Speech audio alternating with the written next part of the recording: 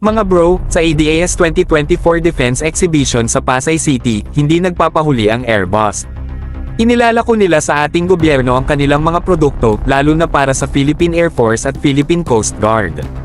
Kung tutusin, game changer talaga ang mga offerings nila, kaya't ito ay isang exciting na pagkakataon para sa ating military modernization.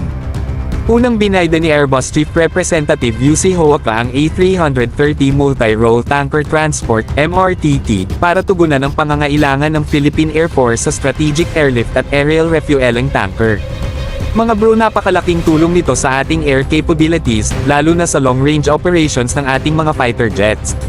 Imagine hindi na tayo aasa sa ibang bansa para mag-refuel ang mga eroplano natin sa ere. Sunod sa listahan ng Airbus ang A400M, na isang versatile aircraft para sa strategic at tactical airlift ng ating mga tropa at equipment. Ang astig dito, multi-role tanker din ito, kahit na mas maliit ang range at capacity kumpara sa A330 MRTT. Pero mga bro, kayang-kaya nito ang mga misyon, lalo na sa mabilis na pag-deploy ng ating puwersa sa mga conflict areas o disaster-stricken zones. Hindi rin kinalimutan ng Airbus ang Philippine Coast Guard, dahil in-offer nila ang H225M helicopter para sa kanilang missions. Mga bro, imagine the Coast Guard with such advanced helicopters, madali at mabilis na makakapag-respond sa mga sakuna, maritime patrols, at rescue operations. Tiyak na magiging mas efficient ang kanilang serbisyo.